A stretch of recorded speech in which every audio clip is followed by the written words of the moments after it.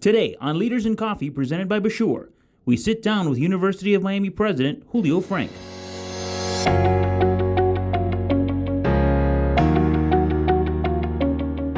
And speaking of the 100th anniversary, right now we know that there's development on the new university housing. Mm-hmm. What other projects are you working on towards that centennial celebration of the university? Yeah, the centennial is a big focus point. Our strategic plan is called the Roadmap to Our New Century. And when 2025 comes about, we will of course be celebrating everything that has brought us to this point. And at the same time, we will be developing the university we want to be for our new century and beyond. So it's a bold plan. It includes a number of initiatives. At the center of that is a new vision for education. We call it education for life. Education for life means education that lasts the entire life, not just those precious years when you go to college or even when you go and get a master's or even a doctorate. Until now, higher education has been something that happens to people during a defined period of their lives, typically when they're young, and then they go out, they graduate into what we call the real world. But those graduates today are graduating into the most dynamic labor market. Jobs are constantly being transformed because of advances in automation and artificial intelligence. New jobs are being created. Existing jobs are being disrupted or really modified.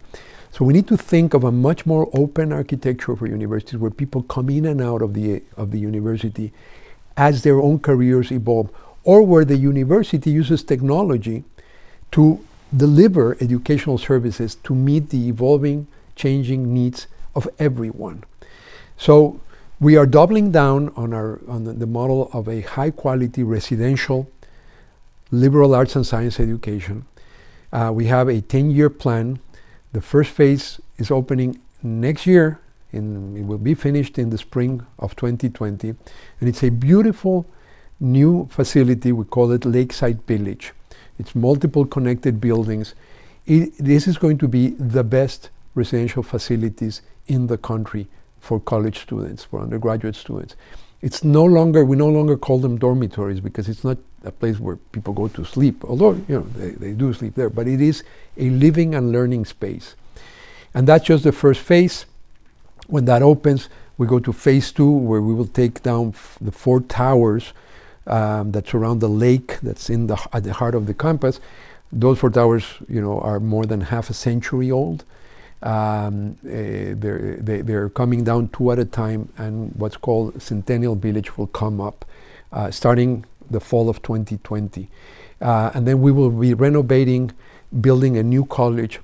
So by our centennial, every residential space will be new or renovated, and we will be adding a number of additional beds so that more students can live on campus.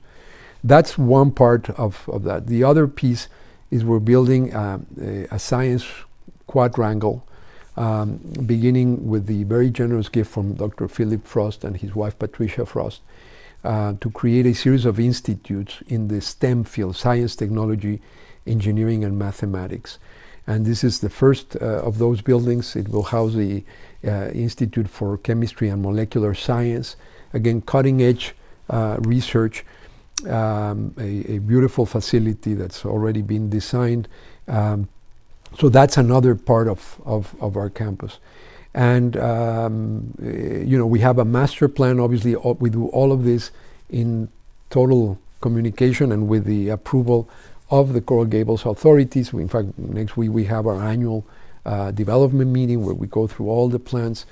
It's a very cordial relationship, but the university, I think, is resonating with also the plans of the city to emphasize Coral Gables also not just as a great place to live and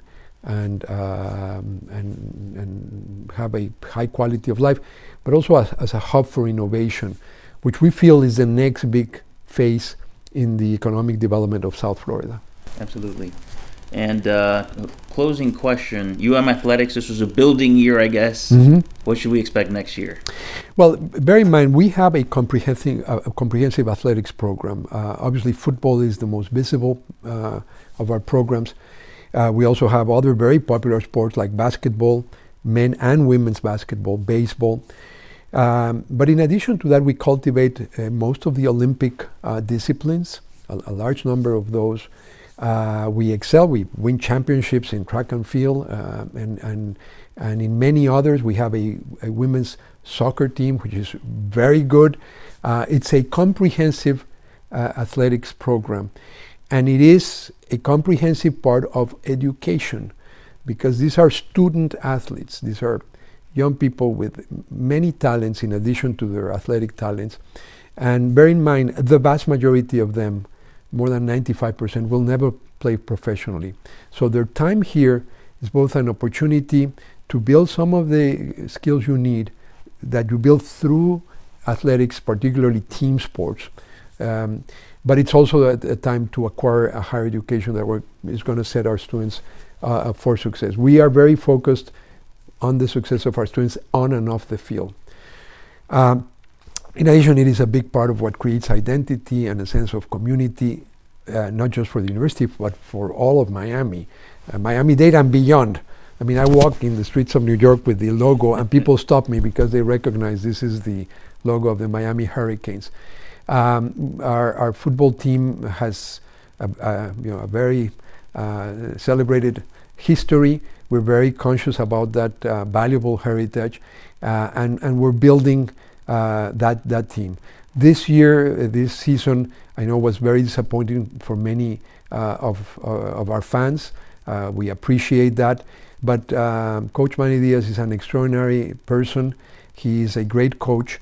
This is just his first year. He has my full support as he continues to work to build a very good team. And at the same time, this is not an either or. This is both things we can do at the same time. Lay the foundation so that those student athletes, their first students, are going to be successful in whatever enterprise they decide to pursue. I always say I like to win the football games, but what I really want is for our students to win the ultimate game, which is the game of life, to lead a meaningful, rewarding life that creates that sense of accomplishment that we all strive for. And we also, I'm very proud of what our students, including the players in the football team, do in terms of civic service. They are very much aware of the need to give back to this generous community that houses the university, that provides our fan base. So I invite always our fans to, yes, look at the game. We all want to win, but look at this bigger picture. We are creating young men, in the case of football, men and women, if you look at an entire athletic program, who are just going to be very, very accomplished individuals, professionals, and very valuable members of their communities. Mr. President, thank you so very much for taking Thank the you. time. We're going to enjoy our pastries, but drop by Bachour. You can have breakfast, lunch, or dinner now. Thank you so very much for watching, and tune in next time for another Leaders in Coffee presented by Bachour.